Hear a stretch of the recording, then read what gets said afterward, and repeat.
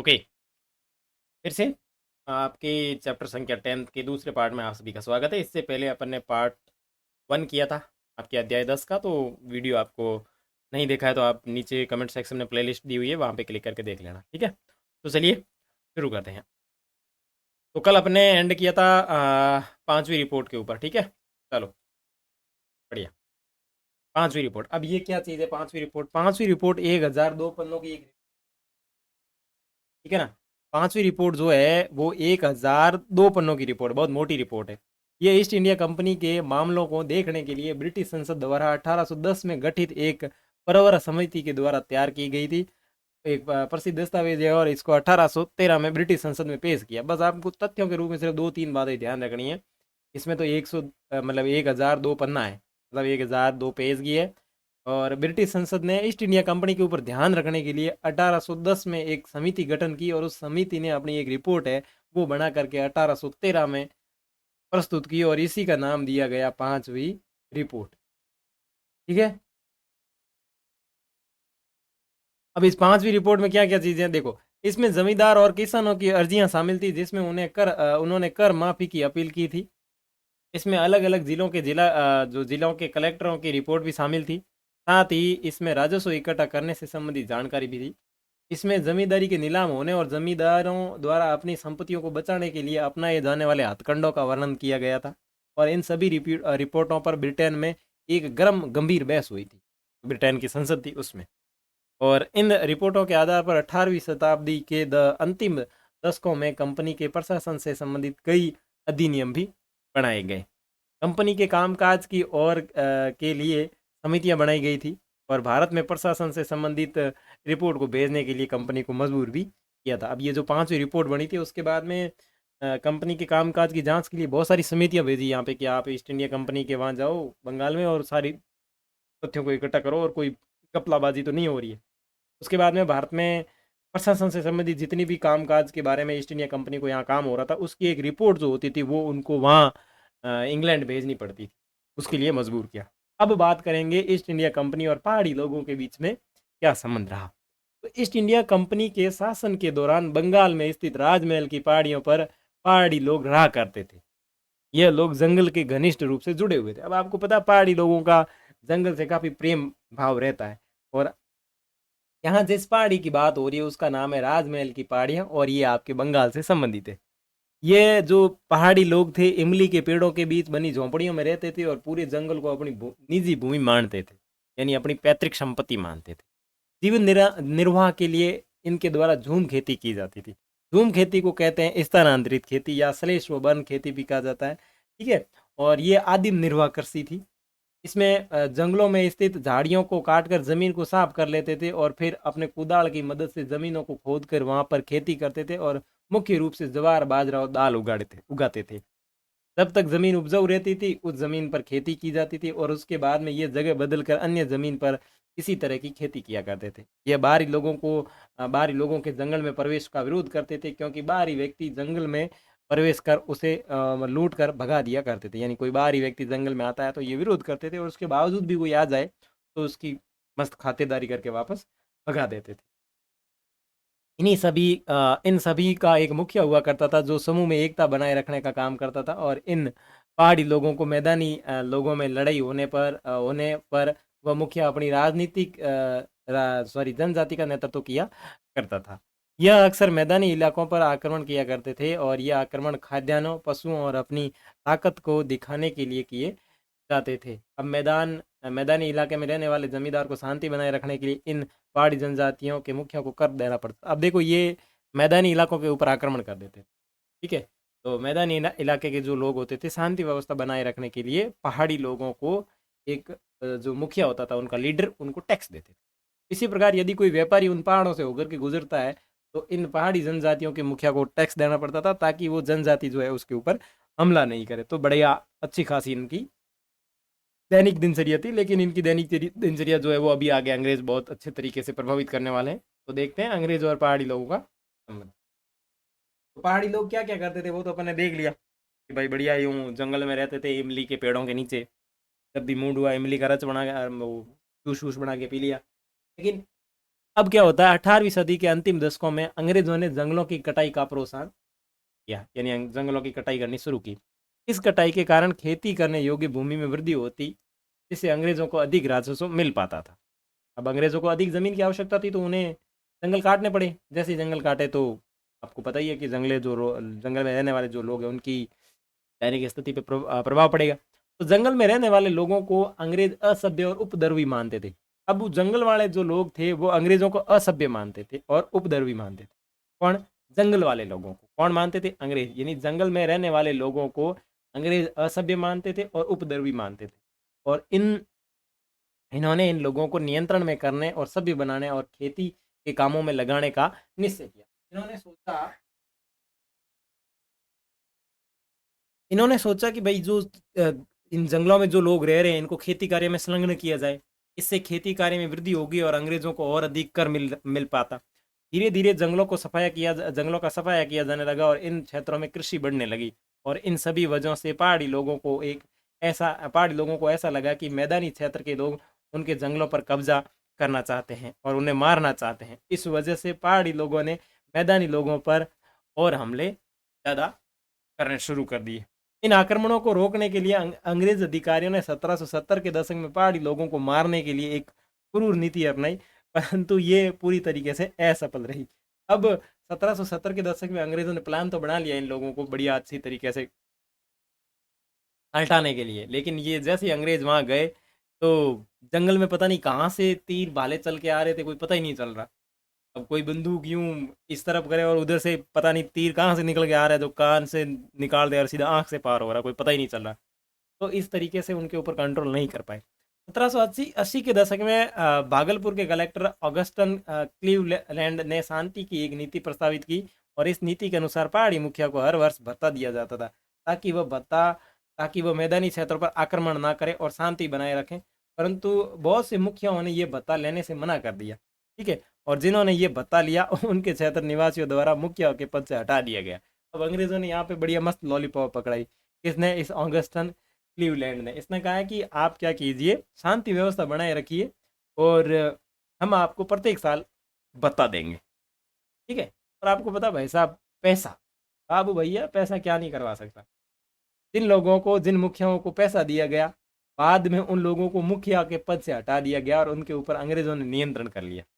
ठीक है ना। तो ये बात भी आपको ध्यान रखनी है कि अंग्रेजों के द्वारा जो पहाड़ी लोग थे उनके आक्रमण को किस तरीके से शांत किया गया। 1770 के दशक में मतलब पहाड़ी लोगों के ऊपर क्रूर आक्रमण की नीति अपनाई गई, लेकिन वो असफल रहने के बाद में अगले 10 वर्ष बाद यानी 1780 के दशक के अंदर भागलपुर के कलेक्टर अगस्टस क्लीवलैंड ने क्या व्यवस्था अपनाई थी वो आपको मद्देनजर रखनी है। आपके किसी भी छोटे या बड़े एग्जाम में पूछा जा सकता है। अब आगे बात करें बुकानन और राजमहल की पहाड़ियाँ। अब बुकानन जो है आपके एक अंग्रेज अधिकारी था और उसको घूमने का बड़ा शौक था। तो उसने राजमहल की जो पहाड़ियाँ हैं बंगाल में स्थित है उनका कुछ वर्णन किया। 19वीं शताब्दी के प्रारंभिक वर्षों में बुकानन ने राजमहल की पहाड़ियों का दौरा किया, यानी राजमहल की पहाड़ियों के अंदर ये रोता फिरने के लिए गया। बुकानन एक अंग्रेज अधिकारी था। जहाँ भी गया उसने हर बात को अपनी डायरी में लिखा। मतलब बेटे ने लिखने को बड़ो शौक हो। उसने लिखा कि यह क्षेत्र एक खतरनाक क्षेत्र था, यहाँ बहुत ही कम यात्री आने की हिम्मत करते थे और उसके अनुसार पहाड़ियों के निवासियों का व्यवहार शत्रुतापूर्ण था। यानी वो कहता है कि इन पहाड़ियों में जो लोग रहते हैं वो एकदम शत्रु वाले हैं, मतलब वो कितना भी मतलब उनको दिमाग खराब हो जाए भोगने में था फिर का ठाई गुन पड़े। तो ये बाहरी अधिकारियों से बात करने को तैयार नहीं थे। भाई साहब भाव ही नहीं दे। अभी एक ट्रेंडिंग में वीडियो चल रहा है ना, तार बंगार लेना है कि वो वो वाली सिस्टम है। ठीक है। तो इनके अनुसार पहाड़ियों के निवासियों का व्यवहार शत्रुतापूर्ण होता था और ये बाहरी अधिकारियों से बात करने के लिए कोई तैयार नहीं थे इस तरीके से। तो वे अधिकारियों को एक ऐसी शक्ति के रूप में देखते थे जो जंगलों को नष्ट करके पहाड़ी लोगों के जीने के तरीके को बदलना चाहते हैं। तो वे अंग्रेजों को बड़ी बुरी शक्ति से देखते थे। और आगे आते हैं संथाल और अंगुआ बाशिंदे। हर एक टॉपिक को बढ़िया अच्छी तरीके से इसमें ऐड किया हुआ है। तो पहाड़ी समुदायों को सभ्य बनाने और कृषि के लिए प्रेरित करने के लिए अंग्रेजों द्वारा किए गए किसी भी प्रयास का कोई लाभ नहीं हुआ। अब अंग्रेजों को एक ऐसे लोगों की जरूरत थी जो जंगल को साफ करके अब बनाए गए क्षेत्र में रह सके और खेती कर सके। और इस दौर में अंग्रेजों का ध्यान जो है वो संथाल समुदाय की तरफ गया। एक नया संथाल समुदाय था, वो अपने अभी बंगाल के आकर बस ही रहा था। 1780 के दशक में आसपास संथाल बंगाल में आने वाले उस दौर में जमींदारों द्वारा उन्हें खेती करने के लिए भाड़े पर लाया जाता था। यानी संथाल एक जाति है, जनजाति है, ठीक है। अब अंग्रेजों ने सारे हथकंडे अपना लिए, जंगलों को काट दिया, लेकिन वहां कोई खेती करने को तैयार ही नहीं है। तो ऐसी स्थिति में संथाल मिलते हैं, और संथाल 1780 के दशक में बंगाल के अंदर जो जमींदार लोग रहते थे उनकी जमीन पर भाड़े पर खेती करने के लिए आते थे। अंग्रेजों द्वारा इन्हें पहाड़ी इलाकों में बसाया गया ताकि ये कृषि करके अंग्रेजी राजस्व में वृद्धि कर सके।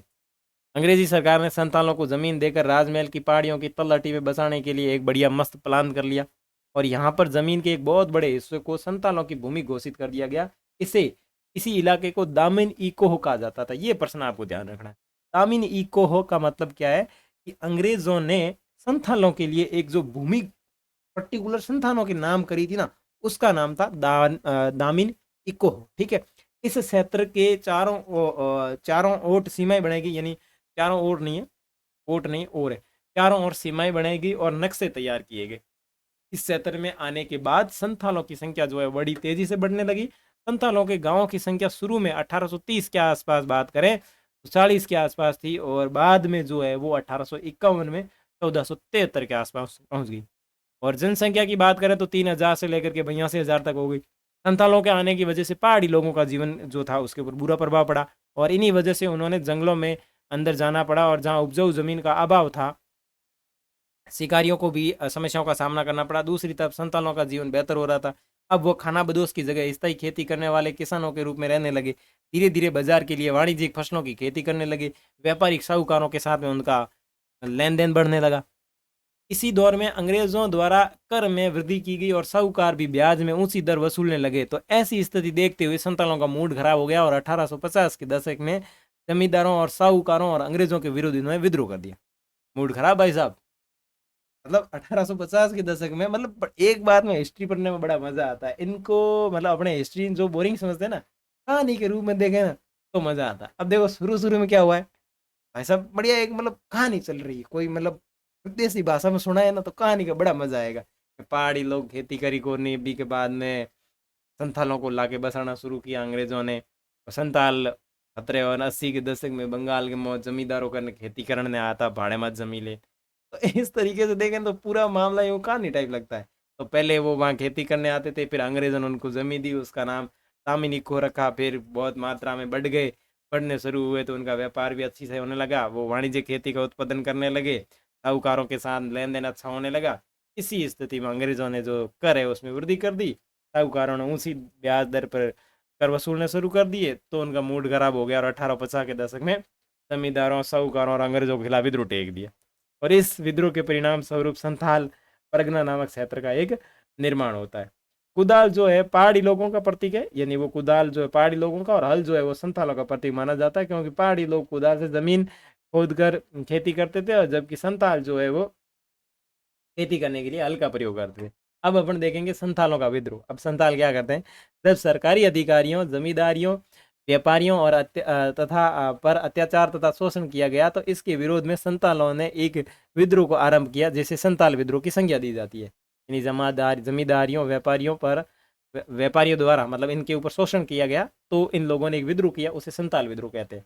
यह विद्रोह 1855 से लेकर 1846 में 1855 से 1846 से और 1855 में प्रारंभ हुआ, और इसका नेतृत्व तो है वो सिद्धू कान्हू ने किया। यानी 1855 में भी ये हुआ, और 1846 से लेकर 55 के बीच में ये चला था, कुल मिला के यूँ, ठीक है ना। इसने ऊपर डेट दिया ना 1850 के दशक में, तो डेट इतना कोई पर्टिकुलर नहीं होती, ठीक है।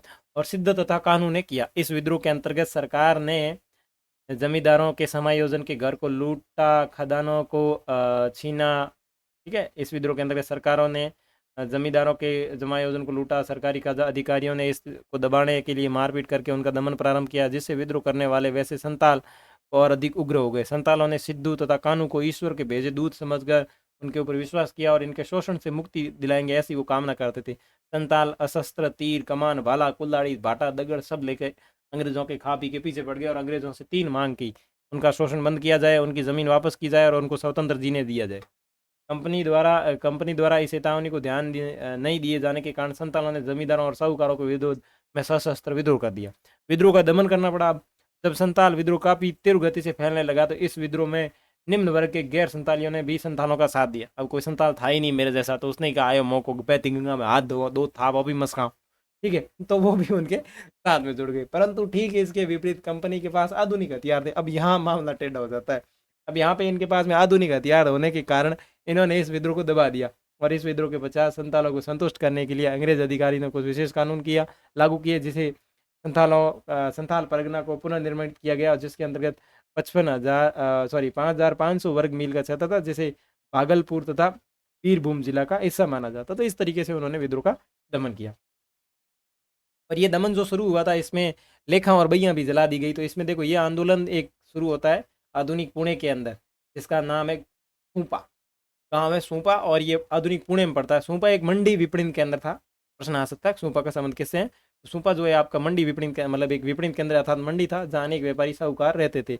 12 मई 1875 के आसपास ग्रामीण इलाकों के रेयत यानी किसान इकट्ठे हुए और उन्होंने साहूकारों से उनके बही और खातों और ऋण संबंधित जो डेटा थे उनकी मांग की और उन्होंने हमला बोल दिया। वो मतलब कुल मिला के ऐसे कहें कि यह इस तरीके से आपका एक जिला गांव था जिसका नाम है सूपा। वहाँ पे सारे किसान गए और उनसे कहा कि भाई हमारे आपके पास जो ऋण के डेटा है वो सारे के सारे हमारे को दिखाओ, बही खाते सारे बाहर ला के दिखाओ। भाई साहब क्या मामला चला रहे हो आप लोग, ब्याज बढ़ता ही जा रहा है साला, कोई खत्म हो ही नहीं रहा। तो ऐसी स्थिति में उन्हें बही खातों ने क्या किया, मामला बोल दिया और उनके बही खाते वो जला दिए गए, अनाज की दुकानें लूट ली गई और कुछ मामलों में तो साहूकारों के घरों को भी आग लगा दी गई। अब वापस बंगाल के अंदर एक नई व्यवस्था और आती है, एक नई राजस्व प्रणाली आती है जिसे कहते हैं रेयतवाड़ी व्यवस्था। इस व्यवस्था को 1792 में मद्रास प्रेसिडेंसी के बाहर महल जिले में सर्वप्रथम लागू किया गया। इस व्यवस्था के प्रारंभ हो जाने के बाद संपूर्ण मद्रास में सन 1820 ईस्वी कैप्टन मुनरो के द्वारा किया गया और इसके अंतर्गत कंपनी तथा रेयतों का सीधा संबंध था। यानी इसके अंदर किसी प्रकार के आपकी EIC कंपनी होती थी, यहाँ आपके किसान होते थे और वो डायरेक्ट ईस्ट इंडिया कंपनी को टैक्स देते थे, टैक्स देते थे, ठीक है। राजस्व के निर्धारण में तथा लगान वसूल करने में किसी जमींदारियों या बिचौलियों का भूमिका मतलब किसी भी जमींदारी या बिचौलियों की भूमिका नहीं थी। कैप्टन रीड और मुनरो द्वारा प्रत्येक किसान को भूमि का स्वामी माना गया और वह राजस्व कंपनी, देखो कैप्टन रीड इसमें क्या कहता है कि हमारे यहाँ जो भारत में किसान है उनकी ईस्ट इंडिया कंपनी को देवता के समान उनकी रक्षा करनी चाहिए, ऐसी बात है कैप्टन रीड और मुनरो कहते हैं। उसे अपने अधिकार से वंचित नहीं किया जा सकता और कर टैक्स न चुकाने पर उसकी मतलब उसे भूमि देनी पड़ती थी। यह व्यवस्था अवधि समाप्त होने पर लगान का निर्धारण फिर से होता था, परंतु व्यवहारिक रूप से देखते हैं तो राजस्व के आंकलन का आधार अनुमान था और उपज के कम आने पर बढ़ी हुई राजस्व की रकम की मांग के कारण कभी कभी किसान को लगान अदा करने में काफ़ी मुश्किल होती थी। यह व्यवस्था 30 वर्ष तक चली, जहाँ 1820 ईस्वी से उसे उन क्षेत्रों में भी लागू किया गया जहाँ कोई भूमि सर्वेक्षण नहीं हुआ था। सन 1819 से 1827 तक मुंबई में गवर्नर एल्फिस्टन ने, जिन्होंने 1818 ईस्वी में पेशवा के राज्यों को अपने अधीन कर लिया और बाद में वहाँ पे रेतवाड़ी बंदोबस्त भी लागू कर दिया था, ठीक है। मुंबई दक्कन में पहला राजस्व बंदोबस्त जो है वो 1820 के दशक में लागू होता। अब अपन बात करेंगे कपास की खेती, यानी इन सब चीज़ों के बाद में अपने यहाँ पे कपास की खेती भी शुरू होती है। अब कपास की खेती के पीछे क्या कारण है, 1861 के दशक के अंदर बात करें तो अमेरिका में गृह युद्ध की शुरुआत होती है, जिसकी वजह से इंग्लैंड और अमेरिका के बीच में जो व्यापारिक संबंध है वो खराब हो जाते हैं और कपास का आना लगभग बंद हो जाता है। यहाँ बात करूं मैं इंग्लैंड की, यहाँ बात करूं मैं अमेरिका की, ये दोनों आपस में व्यापार करते हैं। किसका करते हैं, कपास का व्यापार करते हैं। अब होता ये है कि ये जो आपका अमेरिका है, ये इंग्लैंड है और ये आपका अमेरिका है। अब इस अमेरिका के अंदर क्या होता है, अमेरिका के अंदर 1861 के अंदर गृह युद्ध शुरू हो जाता है। गृह युद्ध मतलब घर घर के आपस में लड़ने शुरू हो जाते, तो गृह युद्ध की स्थिति में कपास जो है वो आना बंद हो जाता है। तो ऐसी स्थिति में इस दौर में भारत के दक्कन क्षेत्र में कपास के उत्पादन को प्रोत्साहन दिया गया। तो ऐसी स्थिति में अपने यहाँ पे इंग्लैंड की ईस्ट इंडिया कंपनी काम कर रही थी, लोगों को कहा कि भाई साहब आप जाओ कपास उगाओ। तो यहाँ वालों ने कहा भाई कोई टेंशन है ही नहीं, भारत में कपास उगा सकते हैं, बहुत मात्रा में जमीन पड़ी है और यहाँ पे बहुत ही अच्छी तरीके से अपन कपास को उगा सकते, कोई प्रॉब्लम है ही नहीं। तो किसानों ने साहूकारों से कर्ज लिया और मन लगाकर कपास की खेती शुरू कर दी। इस दौर में किसानों की स्थिति में सुधार आया जबरदस्त, परंतु अमेरिका में गृह युद्ध की समाप्ति के साथ ही किसानों की स्थिति पहले जैसे बुरी हो गई, और पहले से ही ज्यादा बुरी हो गई। अब हुआ ये कि लोगों को लगा कि कपास के भाव बढ़ गए, तो सब लोगों ने कपास के अंदर इन्वेस्ट किया और लोगों से बड़े बड़े ऋण लिए और खेती करनी शुरू की। और भारत में भाई साहब ये व्यापार समुद्री मार्ग से भी होने लगा, न रेल मार्ग से भी होने लगा, जबरदस्त व्यापार हो रहा था। कपास की इतनी जबरदस्त मांग हो गई कि भाई साहब कपास, यहाँ तक कि पहले भारत से बहुत कम कपास होता था, लेकिन ये अगर अपन 1900 के दशक की बात करेंगे तो 90% जो कपास था इंग्लैंड के अंदर अपने भारत की तरफ से जाता था। तो कुल मिला के ये कहें कि भारत जो एक प्रकार से कपास का केंद्र बन गया। अब जैसे ही अमेरिका में गृह युद्ध खत्म हुआ तो इंग्लैंड ने जो है वापस कपास अमेरिका से खरीदना शुरू कर दिया। क्यों? क्योंकि अमेरिका और भारत की दूरी अलग अधिक है, अमेरिका के पास नजदीक है, तो उसको ज्यादा वो टैक्स और अपने ईंधन खर्च के ऊपर ज्यादा पैसे खर्च नहीं करने पड़ते थे। तो इसने वापस अमेरिका से संबंध स्थापित कर लिया, तो अपने वाले लटकते रह गए और अपने वालों की स्थिति बहुत बुरी होगी, क्योंकि उन्होंने टैक्स बहुत मात्रा में ले रखा था। भाई आप लोन बहुत ज्यादा मात्रा में लोगे तो आपको चुकाना भी तो पड़ेगा, तो अपने वालों की स्थिति और बुरी हो गई। अब उनके सर पर वो कर्ज था जो उन्होंने कपास की खेती के लिए लिया था, परंतु कपास की मांग लगभग न के बराबर हो चुकी थी और इन समस्याओं के कारण दक्कन में दंगे होने लगे। अब आगे अपन जो टॉपिक देखेंगे उसका नाम है दक्कन दंगा। 22 मई 1875 ईस्वी को पुणे जिले के सूपा नामक गांव में यह आंदोलन शुरू हुआ। इस विद्रोह में सूपा गांव के रैयतों ने मिलकर के साहूकारों के विरोध में अपना आक्रोश व्यक्त किया। किसानों द्वारा साहूकारों के लेखा खाता जला दिए गए और उनके घरों में आग लगा दी गई और अनाज की दुकानें लूट ली गई। दक्कन दंगा आयोग क्या है? यह विद्रोह 1857 की भांति था। ईस्ट इंडिया कंपनी के अधिकारियों द्वारा मुंबई से सरकार पर मामले की जांच कराने का दबाव डाला गया और मुंबई सरकार ने जांच के लिए 1875 ईस्वी में दक्कन में हुए विद्रोह की जांच के लिए एक आयोग गठित किया।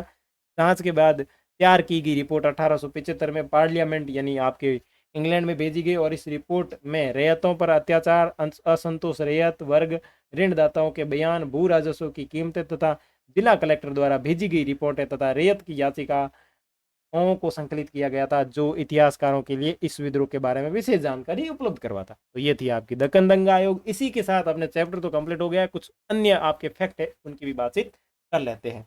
तो राजा शब्द का मतलब होता है शक्तिशाली जमींदार के लिए प्रयोग होता था। तालुकदार का मतलब होता है वह व्यक्ति जिसके साथ तालुक यानी संबंध हो। आगे चलकर तालुक का अर्थ क्षेत्रीय इकाई हो गया था।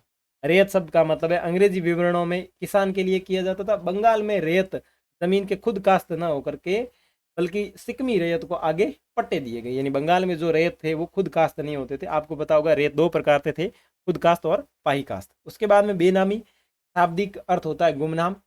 हिंदी तथा कुछ अन्य भारतीय भाषाओं में इस शब्द का प्रयोग ऐसे सौदे के लिए किया जाता है जो किसी फर्जी या अपेक्षाकृत महत्वहीन व्यक्ति के नाम से किए जाते हैं और उनमें असली फायदा पाने वाले व्यक्ति का जो है वो नाम ही नहीं होता, उसे कहते हैं बेनामी। अब मेरे को शब्द याद आ गया, तो आप मुझे बताना शब्द का मतलब क्या है। अपने पिछले पाठों के अंदर पढ़ा है शब्द क्या है और शब्द क्या। ये शब्द तो अपन जो देख रहे हैं वर्ण है, इस शब्द का मतलब क्या है मुझे कमेंट करके जरूर बताना, अगर आपने मेरे पहले की क्लासें देखी है तो। अगर नहीं देखी है तो अभी जाइए क्लासों को देखिए। लठियाल का शाब्दिक अर्थ होता है वह व्यक्ति जिसके पास लाठी डंडा हो। जमींदार के लठेत यानी डंडेबाज पक्षधर होते थे। ये लठियाल वही लोग हैं जो दूसरे आते थे ना नीलामी करने के लिए, तो वहां से उनकी बैंड बजा के भगा देते थे। एक्वांटिट यानी ताम्र पट्टोत्कीर्णन एक ऐसी तस्वीर होती थी जो ताम्र पट्टी में अम्ल की सहायता से चित्र के रूप में कटाई करके छापी जाती थी। एक प्रकार पेंटिंग से संबंधित है। साहूकार एक ऐसा व्यक्ति होता था जो पैसे उधार देता था और साथ ही व्यापार भी करता था। किरायाजीवी शब्द ऐसे लोगों का द्योतक है जो अपनी संपत्ति के किराए की आय पर जीवन यापन करता हो, यानी इसको भाड़ा पत्र भी कहते हैं किरायाजीवी को, भाड़ा पत्र। एक बार प्रश्न आया था ये। संथालों के बारे में बुकानन का विवरण। अब बुकानन अंग्रेज अधिकारी थी, वो क्या कहते हैं कि नई जमीनों को साफ करने में वे बहुत होशियार होते थे लेकिन नीचता से रहते थे। मतलब उनकी झोंपड़ियां में कोई बाढ़ नहीं होती थी, दीवारें सीधी खड़ी की गई और छोटी छोटी सटी हुई लकड़ियों की बनी होती थी जिनके भीतर और लेप यानी प्लास्टर किया होता था। झोंपड़ियां छोटी और मैली कुचली होती थी और उनकी छत सपाट और उनमें उभार बहुत कम होता था। यानी ये इस तरीके से संथालों का वर्णन करता है बुकानन। और ये सिद्धू माझी है जो संथाल विद्रोह का नेता है, ठीक है ना। 1850 के दशक के अंदर आपकी संथालों का विद्रोह शुरू होता है। और दूसरी बात यह कि चैनल को अभी तक सब्सक्राइब नहीं किया तो भाई करो। सब्सक्राइब भाई साहब आपको करना पड़ेगा, ताकि तभी मज़ा आएगा सारी चीज़ें पढ़ाने का। उसके बाद में एक यहाँ किताब के अंदर से ये लिया, थोड़ी इंपॉर्टेंट चीज़ है कि विलियम हॉजज, ऊपर कोई चित्र दिया हुआ था, वो था कि विलियम हॉजज एक ब्रिटिश कलाकार था, ठीक है, जो कैप्टन कुक के साथ उसकी प्रशांत महासागर की दूसरी यात्रा के अंतर्गत आया था, और वहाँ से ये भारत आया और 1781 में ये भागलपुर कलेक्टर के पास आया था। अब आप बता देना मुझे, भागलपुर कलेक्टर का यहाँ पे क्या महत्वपूर्ण कारण था, और उसने कौन सा विद्रोह शांत किया था, और उसने इन संथालों के जो, या इन जो पहाड़ी लोगों के जो नेतृत्व करता थे, उनको क्या लॉलीपॉप पकड़ाया था, वो मुझे कमेंट में बताना। क्लीवलैंड के निमंत्रण पर औजज 1782 में उसके साथ जंगलों में भ्रमण पर गया, और उसके बाद में ये एक्वांटिट तैयार किया। और एक्वांटिट का मतलब क्या होता है, ऊपर अपन ने बात की थी। उसके बाद में स्वच्छंदतावाद की विचारधारा से प्रेरित थे। देखो उस समय चित्रोपम दृश्यों की खोजी कलाकार इस विचारधारा से प्रभावित थे, और इस विचारधारा के अंतर्गत प्रकृति की पूजा की जाती थी और उसके सौंदर्य की शक्ति की प्रशंसा की जाती थी।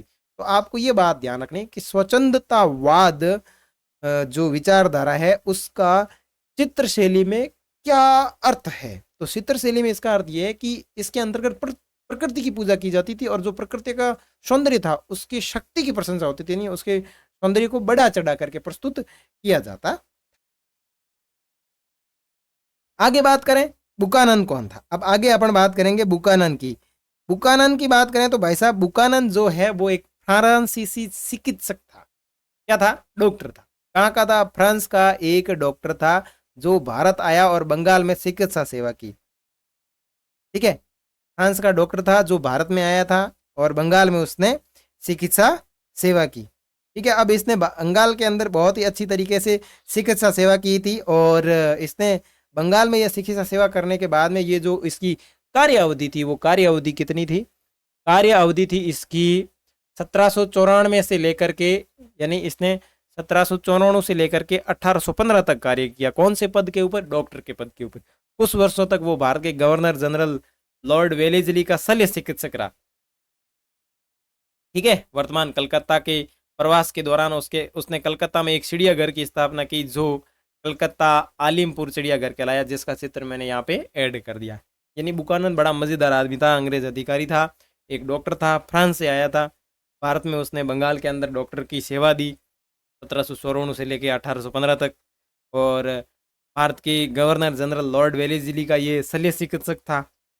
ठीक है, कभी वेलेजली के खोपड़ी में दिमाग में घूम जाता था तो सुई लेके बैठ जाता था ये। ठीक है, और थोड़े समय बाद उसका जो घर बना हुआ था कोलकाता में, उसके जस्ट पास में उसने एक चिड़ियाघर की स्थापना की, उसका नाम था आलीपुर चिड़ियाघर। वे थोड़े समय के लिए वनस्पतिक उद्यान के प्रभारी रहे। बंगाल सरकार के बंगाल सरकार के अनुरोध पर उसने ब्रिटिश ईस्ट इंडिया कंपनी के अधिकार क्षेत्र में आने वाली भूमि का विस्तृत सर्वेक्षण किया, और 1815 में ये अपने वापस चला गया, बीमार हो गया था तो इंग्लैंड चला गया, और उसके बाद में उसकी माँ की मौत हो गई, और माँ की जितनी भी संपत्ति थी उसका ये वारिस बन गया था। ठीक है, और उन्होंने उनके वंश के नाम हैमिल्टन को अपना लिया, और उसके बाद में इसको बुकानन हैमिल्टन भी कहा जाता है। तो ये आपका चिड़ियाघर है। ठीक है, जयोलॉजिकल पार्क ऐसा कुछ लिखा हुआ है। ठीक है, उसके बाद में ये आपको बढ़िया महल दिख रहे होंगे ना, हवेली टाइप दिख रहे हैं। इस हवेली का भी कुछ इतिहास है। ये जो हवेली जो थी उस समय जो बड़े बड़े जमींदार हुआ करते थे उनकी थी, और इस हवेली का नाम है या इस महल का नाम है अंडुअल राजमहल, जो आपके कोलकाता में पड़ते हैं। कौन से राजमहल, अंडुअल राजमहल। अंडुअल राजमहल जो आपके कोलकाता में पड़ते हैं। और सत्यजीत रॉय एक व्यक्ति है, फिल्म बनाता है, उन्होंने अपनी एक फिल्म बनाई थी जलसा घर। ठीक है ना, जलसा घर की शूटिंग जो है वो अंडुअल राजमहल के अंदर हुई है, और अंडुअल राजमहल जो है वो आपके उस समय जो जमींदार थे उन जमींदारों के घर हुआ करते थे। आप फोटो में देख सकते हैं कि कितने शानदार बने हुए हैं उस जमाने में। उसके बाद में थोड़ी चीजें और आ जाती हैं। ये आपके महाराजा मेहताब चंद्र है जब इस्तमरारी बंदोबस्त लागू किया गया। अब मुझे बताओ इस्तमरारी बंदोबस्त कब लागू हुआ, कमेंट के अंदर बता देना। इससे पहले वाले वीडियो के अंदर मैंने बहुत अच्छे तरीके से आपको इस्तमरारी बंदोबस्त बताया है। अगर आपने नहीं पढ़ा है तो अभी कमेंट सेक्शन के अंदर प्लेलिस्ट का लिंक दिया हुआ है, वहां पे जाके आराम से देख लेना।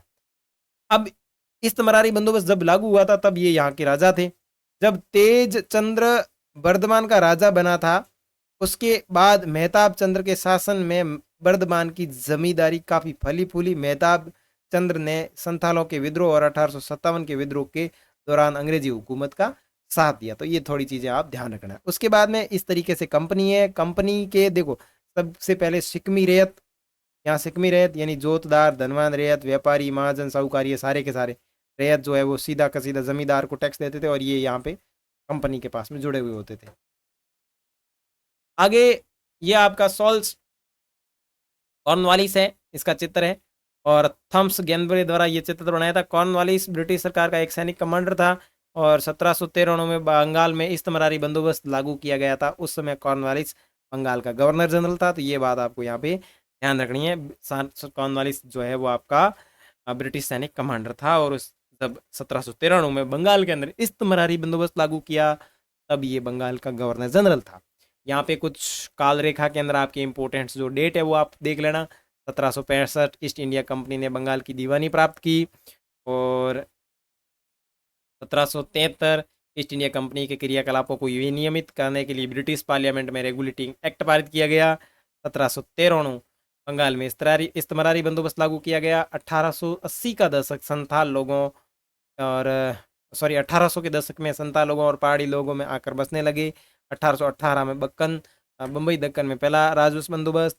फिर कृषि की कीमतें गिरने लगी। ये बंगाल के अंदर संथालों की बगावत, फिर कपास में तेजी से प्रारंभ और 1875 में दक्कन के गांव में रेतों ने बगावत की। तो ये डेट आप देख लेना, इसमें कोई ज़्यादा समझाने वाली बात है नहीं। इसी के साथ कमेंट सेक्शन के अंदर आपको इंपॉर्टेंट लिंक दिए हुए क्योंकि अपने भारतीय इतिहास के कुछ विषय भाग 2 के नोट्स एंड जो MCQ PDF है उसको पूरी तरीके से अपलोड कर दिया गया है और जो आपके व्याख्यात्मक वीडियो उनके भी आपके लिंक यहाँ नीचे दिए हुए हैं। और साथ ही साथ भारतीय इतिहास के कुछ विषय भाग 1 उसके भी नोट्स और व्याख्यात्मक वीडियो उनके भी लिंक आपको नीचे दिए हुए हैं। तो चैनल को सब्सक्राइब करके कमेंट सेक्शन जरूर चेक करना जिसके अंदर आपको इंपॉर्टेंट लिंक मिलेगी। अगले वीडियो में मिलेंगे जिसके अंदर अपन इसके महत्वपूर्ण जो MCQ प्रश्न है उनकी बातचीत करने वाले हैं। तो मिलेंगे अगले वीडियो में, तब तक के लिए बाय बाय।